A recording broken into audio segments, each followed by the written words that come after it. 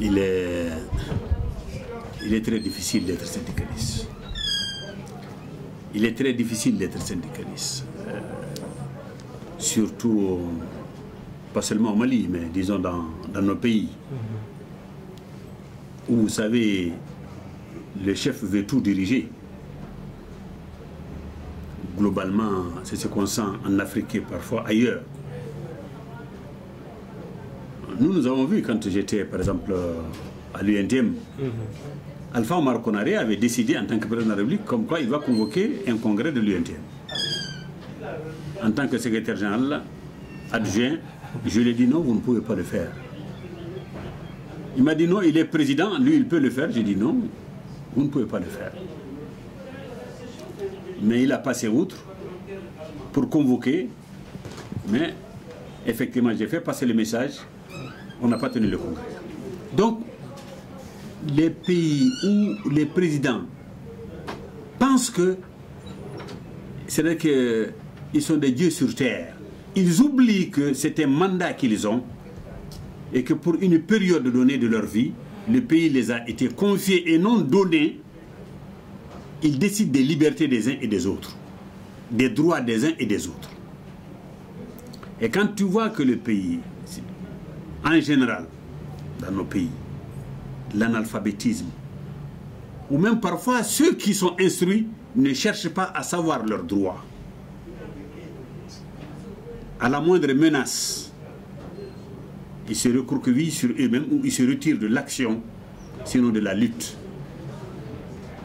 Et l'État a tous les moyens pour faire chanter,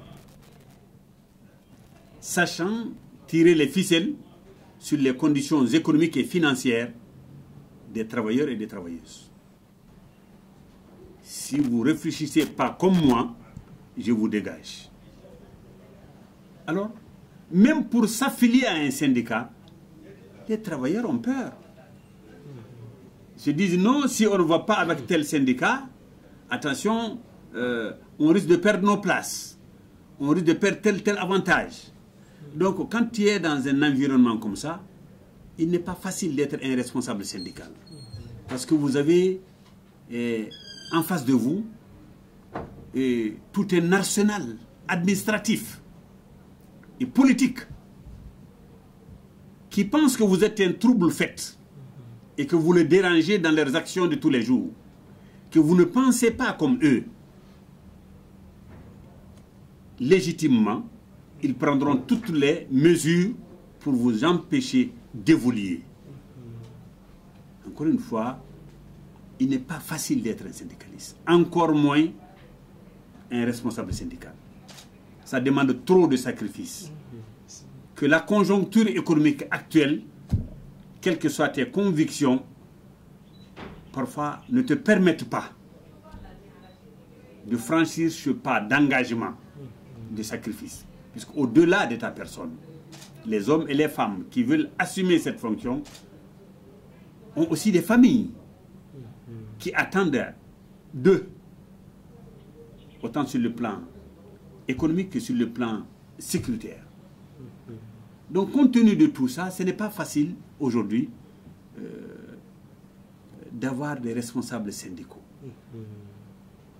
Et de plus en plus, il faut se dire que nous perdons un peu de la voix par rapport à nos militants qui ont aussi peur à la base parfois de s'afficher militants ou responsables.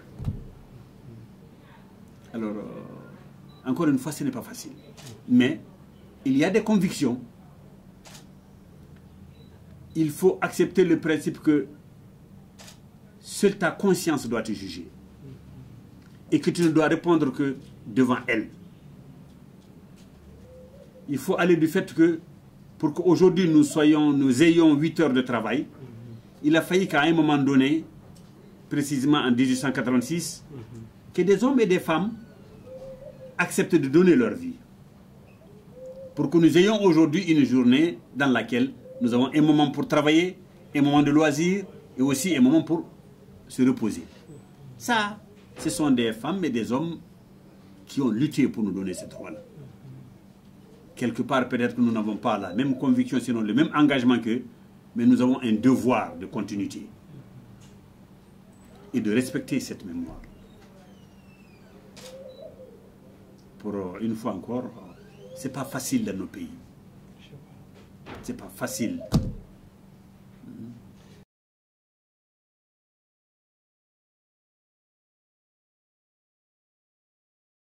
Personnellement, je n'ai jamais eu de menaces de la part de l'État.